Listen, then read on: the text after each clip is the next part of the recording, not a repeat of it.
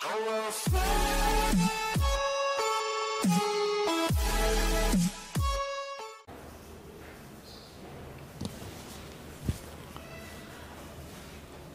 दोस्तों, स्वागत है आप सभी का आपके YouTube channel maths with #AK sir में।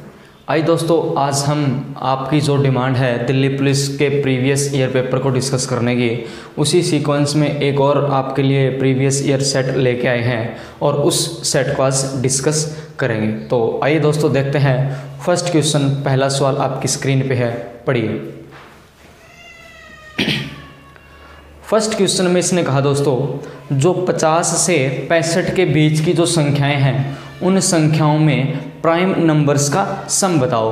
कहाँ से कहाँ के बीच में इसने कहा 50 से 65 के बीच में जो आपके पास प्राइम नंबर्स हैं, प्राइम संख्याएं हैं, उन संख्याओं का सम लिखिए। तो सबसे पहले आपको पता होना चाहिए प्राइम नंबर्स क्या होते हैं। तो प्राइम नंबर्स आपने पहले के एपिसोड अगर देखे हैं, जब हमने डिस्कस किए क्वेश्चंस को, तब भी आया है, यानी कि प्राइम पे क्वेश्चंस बन रहा है। तो प्राइम आप जानते होंगे, प्राइम नंबर वो संख्याएं हैं जो या खुद से भाग हो या एक से भाग हो। जो खुद से डिविजिबल हो और एक से डिविजिबल हो, उन संख्याओं को हम क्या कहते हैं, प्राइम नंबर्स। तो आप कहेंगे 5, 0, 50 तो प्राइम नंबर होगा नहीं। अब मैं अगर 51 की बात करूं, 51 की, वो भी प्राइम नहीं बनेगा, 52 भी नहीं बनेगा। यानी कि जो लास्ट में 2, 4, 8 जो भी आएगा, इवन नंबर तो कभी प्राइम होंगे ही नहीं, है ना।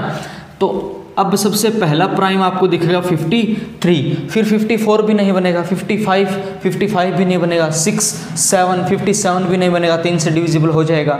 57 के बाद 8 भी नहीं होगा, फिर आता है आपके पास 59, फिर आएगा आपके पास 61। यानी कि अगर मैं बात करूं 50 से 65 के बीच में 3 ऐसे नंबर हैं जो प्राइम हैं, 53, 59 और 61। अगर इन तीनों नंबर्स को देखें तो ये तीनों नंबर्स या तो खुद से डिविजिबल होंगे या एक से डिविजिबल होंगे, किसी दूसरे से अदर देन इटसेल्फ एंड 1, इन दोनों के अलावा किसी तीसरी संख्या से डिविजिबल नहीं होंगे। तो आपसे कहा कि इनका सम बता दो, तो इनका सम इनको जोड़ देंगे, लास्ट में बन जाएगा 3 और आगे आ जाएगा 17। यानी कि 50 से 65 के बीच में प्राइम नंबर्स का जो सम है दोस्तों, वो कितना बन जाएगा, 173। आइए दोस्तों अगले क्वेश्चन पे बढ़ते हैं। नेक्स्ट क्वेश्चन आपकी स्क्रीन पे है, पढ़िए।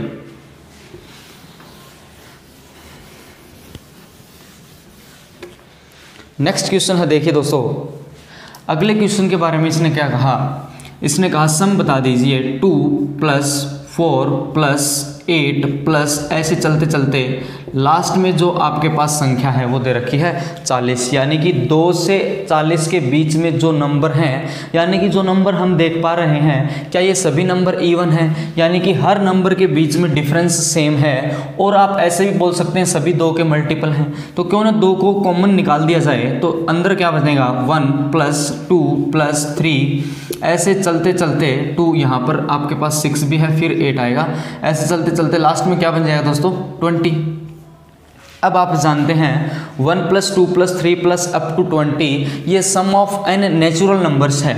ये क्या है दोस्तों, sum of n natural numbers, n natural numbers, प्राकृतिक संख्याओं का योग, जो कि क्या होता है n × n + 1/2। यानी कि n की वैल्यू है 20, 20 गुना 20 + 1 21 अपॉन क्या बन जाएगा 2। साथ में क्या था दोस्तों, इस 2 को एज इट इज लिख देंगे, इस 2 से इस 2 को काट देंगे। 21 गुना 2, 21 दूनी 42, यानी कि आपका आंसर कितना बन जाएगा, 420। बहुत ही आसान क्वेश्चंस हैं, बस आपको सोचना है, हर जगह 2 है तो 2 को कॉमन निकाल देंगे। बस आपको यहाँ पर पता होना चाहिए सम ऑफ n नेचुरल नंबर्स। पहली n प्राकृतिक संख्याओं का जो सम हुआ करता है वो क्या होता है दोस्तों, n × n + 1/2। आइए दोस्तों अगले क्वेश्चन पे बढ़ते हैं। नेक्स्ट क्वेश्चन आपकी स्क्रीन पे है, पढ़िए।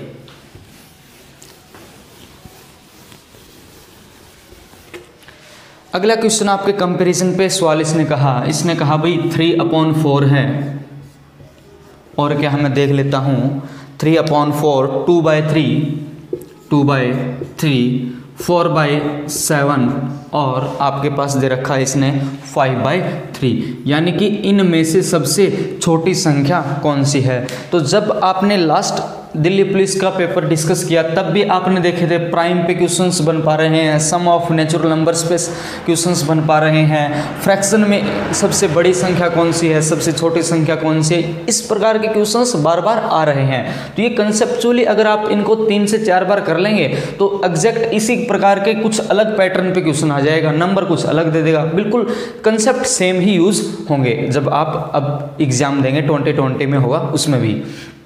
तो इन्हीं पैटर्न पे आप बार बार क्वेश्चंस करते रहिए। प्रैक्टिस अगर 5 से 7 सेट की कर लेंगे तो आप आसानी से 15 क्वेश्चंस सभी लगा लेंगे। तो इस प्रकार के फ्रैक्शंस में कुछ खास आपको मेहनत करनी नहीं पड़ती, बस आप देखिए ये वाली संख्या अगर मैं बात करूं 5/3 तो इसको आप कुछ ऐसा लिखते हैं 1 सही 2/3, यानी कि ये नंबर ऑलरेडी 1 से ज़्यादा है, बाकी तीनों संख्याएं तो आपके पास सबसे 1 से छोटी हैं। यानी कि सबसे बड़ी संख्या की बात करता तो आप 5/3 बोल देते, है ना। लेकिन अब देखिए बेस आपका 4, 3 और 7 है। आप हर इस फ्रैक्शन को प्रतिशत में अच्छे तरीके से जानते हैं। 1/4 आप जानते हैं क्या होता है, 1/4 25%, 3/4 को आप 75% बोलते हैं, 3/4 को आप क्या बोलते हैं 75%। 2/3 को भी आप जानते हैं 66 2/3% आप बोलते हैं, है ना, 66 2/3%। अब 4/7 को भी आप जानते हैं 57 1/7% बोलते हैं, है ना। कैसे बोलते हैं 1/7 को आप बोलते हैं 14 2/7%। ये बहुत ही बेसिक फ्रैक्शंस हैं। अगर मैं दोनों को 4 से गुना कर दूं, दोनों को मैं 4 से गुना कर दूं तो आपके पास 57 1/7 आ जाएगा। अब ध्यान से देखें तो सबसे छोटी वैल्यू के बारे में इसने कहा, यानी कि ये तो 75% बड़ी है इससे, और इससे ये वाली संख्या बड़ी है, तो क्या सबसे छोटी संख्या आपके पास 57 1/7% आ रही है। तो इस प्रतिशत का जो फ्रैक्शन है वो फ्रैक्शन है 4/7, यानी कि सबसे छोटी जो फ्रैक्शन बन जाएगी, भिन्न बन जाएगी, वो कौन सी बन जाएगी दोस्तों 4/7। ये आसान फ्रैक्शंस हैं। अगर मुश्किल फ्रैक्शंस आ जाएंगी तो उन पर भी अलग तरह से हम काम करते हैं। फ्रैक्शन खुद से बताएगा कि हमें कैसे बिहेव करो, उस हिसाब से हम बिहेव करेंगे। ये बेसिक फ्रैक्शंस पर ही बेसिक जो प्रतिशत में पढ़ते हैं उसी पे क्वेश्चंस थे। आइए दोस्तों अगले सवाल पे बढ़ते हैं। नेक्स्ट क्वेश्चन आपकी स्क्रीन पे है, पढ़िए।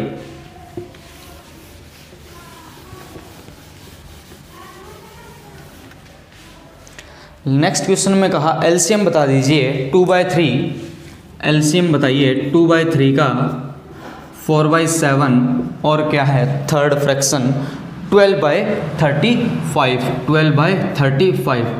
इसका आपसे कहा कि एलसीएम आप बता दो, तो आपको इस बात का पता होना चाहिए, ये बात आपको जानकारी होनी चाहिए। अगर मैं किसी फ्रैक्शन की एलसीएम के बारे में बात करता हूँ तो जो एलसीएम होगा वो एलसीएम कुछ ऐसे बनता है। एलसीएम ले लीजिए आप न्यूमरेटर का, जो भी आपके पास फ्रैक्शन मिलेगा उस फ्रैक्शन में ऊपर वाला संख्या, ऊपर की जो संख्या वो न्यूमरेटर होती है और नीचे की जो संख्या वो डिनोमिनेटर होती है, अंश बटा हर। तो आप कहेंगे एलसीएम ले लीजिएगा अंश का और एचसीएफ ले लीजिए हाईएस्ट कॉमन फैक्टर किसका, डिनोमिनेटर का। एचसीएफ किसका ले लीजिए, डिनोमिनेटर का।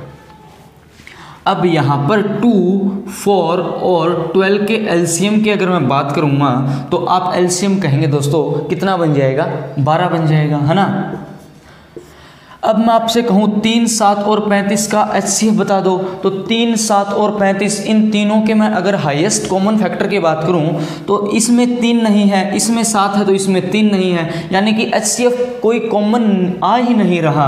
तो 3, 7 और 35 का एचसीएफ क्या बन जाएगा, 1 बन जाएगा। तो इस प्रकार से इन तीनों भिन्न का जो आपके पास एलसीएम बनकर आएगा वो एलसीएम कितना बन जाएगा दोस्तों, 12। बस आपको इस बात की जानकारी होनी चाहिए, भाई किसी फ्रैक्शन का अगर एलसीएम निकालेंगे तो एलसीएम अपॉन न्यूमरेटर होगा, अपॉन कर देंगे एचसीएफ किसका, डिनोमिनेटर का। सवाल अगर यहीं पर एचसीएफ पूछ लेता तो आप क्या कर देंगे, एचसीएफ ऑफ क्या कर देते, न्यूमरेटर, और एलसीएम क्या कर देते, डिनोमिनेटर, यानी कि उसमें उल्टा हो जाएगा। जो संख्या आपको निकालनी है सबसे पहले उसी वैल्यू को आप लिख देंगे न्यूमरेटर में, है ना। तो आइए अगले क्वेश्चन पे बढ़ते हैं। नेक्स्ट क्वेश्चन आपकी स्क्रीन पे दोस्तों लगाइए। अगला सवाल देखते हैं। नेक्स्ट क्वेश्चन सिंप्लीफिकेशन पे है, लिख देता हूँ मैं 3 × 7 प्लस 2 × 5 डिवाइड कर दीजिए 8/4 प्लस यही है 8/4 प्लस 2 × 3।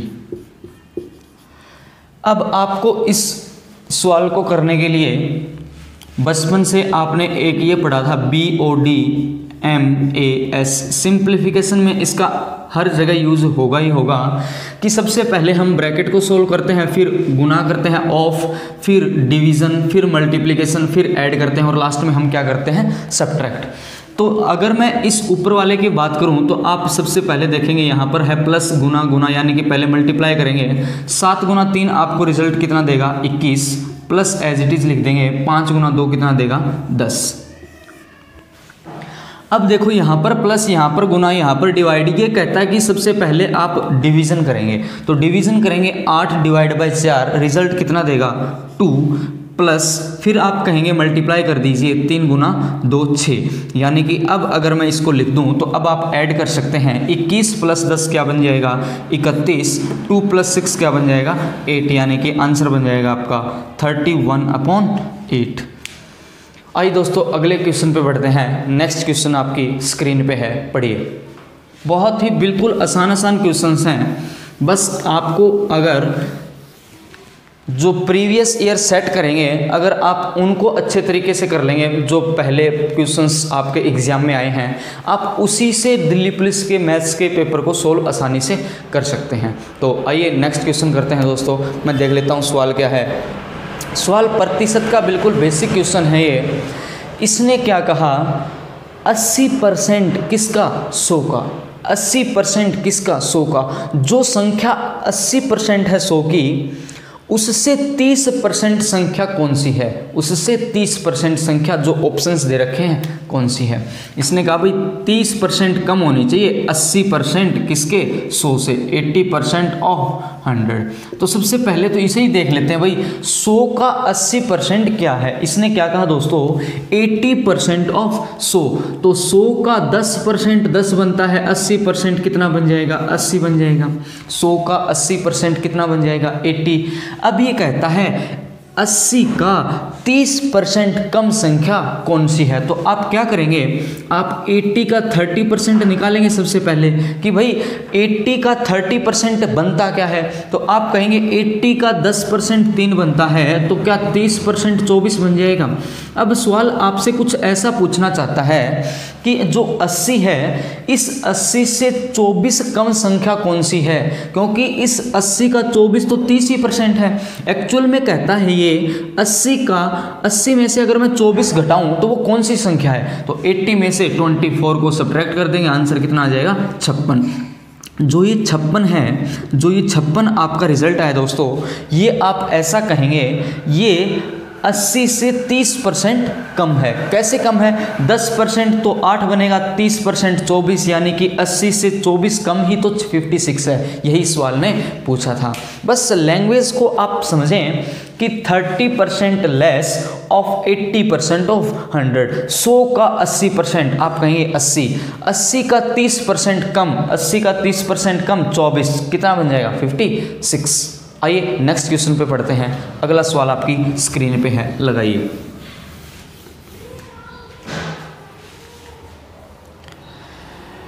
इसने कहा दोस्तों P, Q और R 3 दोस्त हैं। P, Q और R, P, Q, R 3 दोस्त हैं और इन तीनों दोस्तों ने 15,000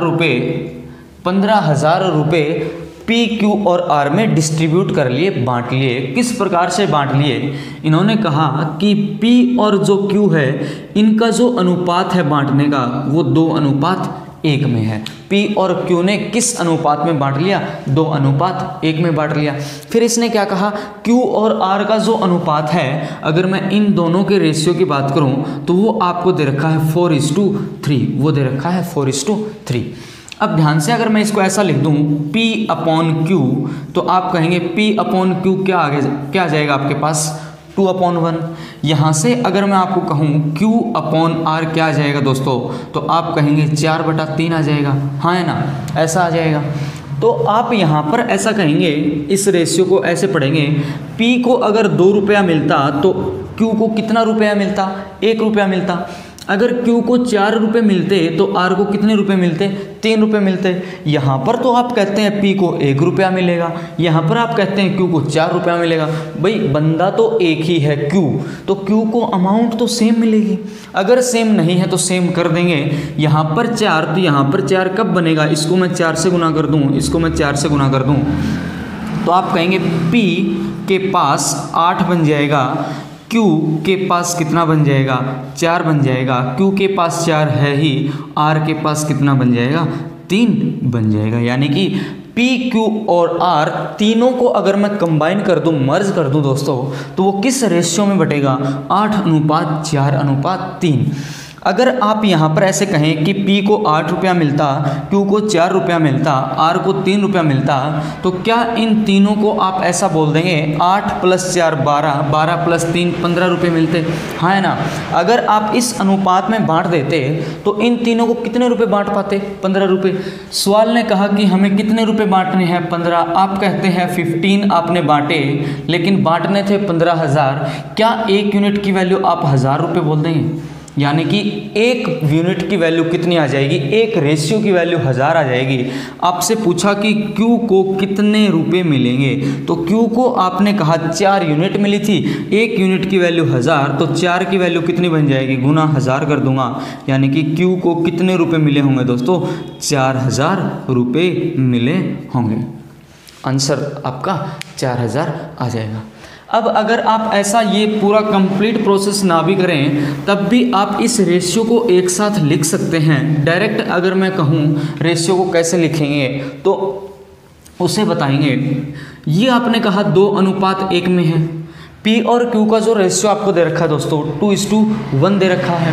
अब आपने कहा Q और R का रेशियो आपको 4 कितना दे रखा है, 3। तो जब अगर आप डायरेक्ट PQR का रेशियो एक स्टेप में अगर लिखना चाहते हैं तो आप क्या करिए, इसके बाद यहाँ पर रेशियो हुआ, यहाँ पर भी रेशियो बना देंगे, यहाँ पर आपको पता नहीं, यहाँ पर भी आपको पता नहीं, तो इसके बाद की जो वैल्यू है उसको सेम लिख देंगे। जो भी वैल्यू लास्ट में होगी उसी को रिपीट कर देंगे, जो भी संख्या पहली होगी उसी को रिपीट कर देंगे, है ना। अगर ये होता x/y तो यहाँ पर क्या लिख देता मैं, y लिख देता। अगर यहाँ पर होता m/n तो यहाँ पर क्या लिख देता, m लिख देता। अब गुना करा देंगे, 4 × 2 8, 4 × 1 4, 3 × 1 3, यानी कि डायरेक्ट आप एक स्टेप में भी तीनों का रेशियो निकाल सकते हैं।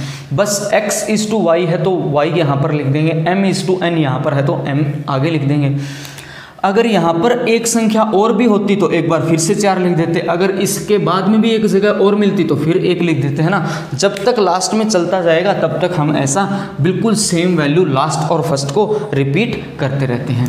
अब फिर कहेंगे 8 + 4 + 3 यानी कि 15 यूनिट की वैल्यू आप कहेंगे कितनी है, 15,000। 1 यूनिट की वैल्यू 1000, 4 यूनिट की वैल्यू 4000। यही सवाल ने कहा कि 4 यूनिट की वैल्यू बता दो। तो तरीके बहुत होते हैं, बस आपको जो मेथड अच्छा लगे आप उसे अप्लाई करें और आंसर तक पहुंचना है। बस हमें मेथड से कोई मतलब नहीं कि किस मेथड से सॉल्व करेंगे, बस आंसर तक पहुंच जाओ। 15 क्वेश्चंस हैं, टाइम सफिशिएंट है, टाइम की भी ज़्यादा शॉर्टेज नहीं मचेगी आपके लिए कि टाइम कम है, ये ज़्यादा कुछ भी ऐसी दिक्कत नहीं होगी।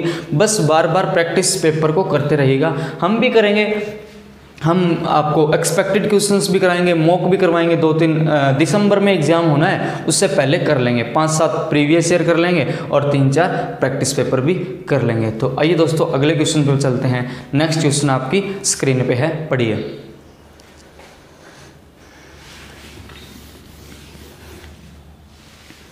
नेक्स्ट क्वेश्चन क्या है दोस्तों, देखिए। इसने कहा कि किसी समूह में, किसी ग्रुप में कितने स्टूडेंट्स हैं, 20 मित्र हैं या दोस्त मान लीजिए या विद्यार्थी मान लीजिए, 20 विद्यार्थी हैं।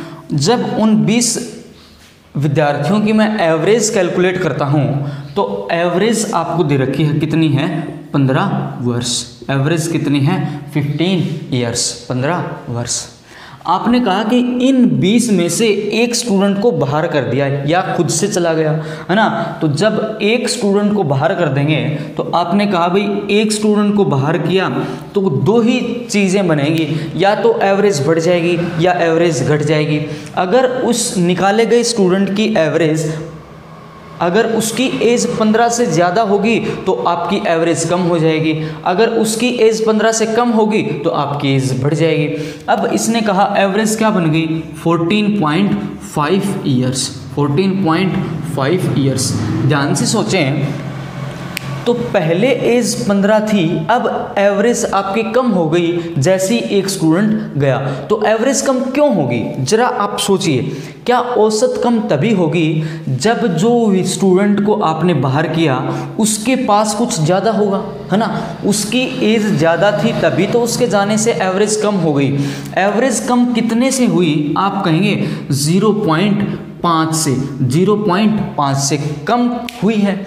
यानी कि 0.5 से एवरेज इसलिए कम हुई, जो स्टूडेंट गया उस विद्यार्थी ने इन सबको कितनी वर्ष अपनी दे रखी थी, 0.5 वर्ष दे रखी थी, हाँ या ना।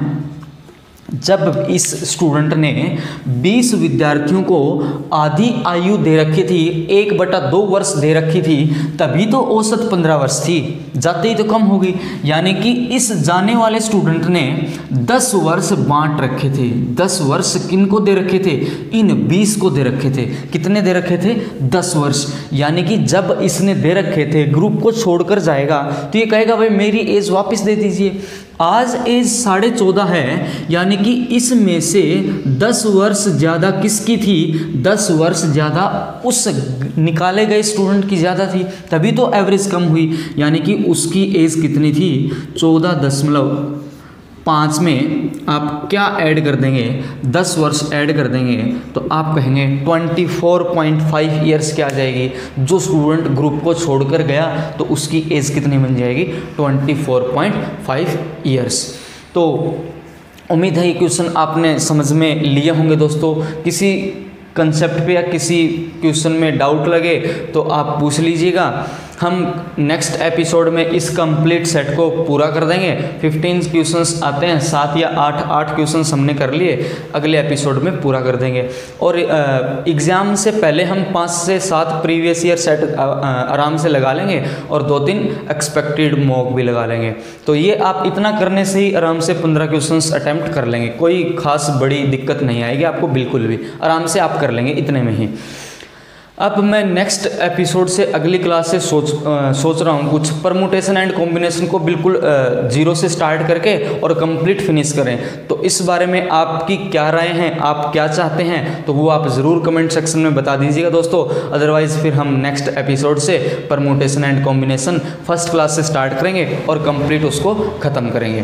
क्योंकि वो जो P&C है ये आगे आपको CET में भी फ़ायदा करेगा और बैंक और हर स्टेट लेवल एग्जाम में और SSC में भी नंबर सिस्टम में दिखता ही है। और टॉपिक बहुत कम होता है ये जो अक्सर क्लास में या कहीं और आप पढ़ते हैं, तो इसको इसी प्रकार से हम कर लेंगे। तो आप ज़रूर कमेंट सेक्शन में बता देना दोस्तों। आज के लिए इतना ही करते हैं। Thank you so much. जय हिंद।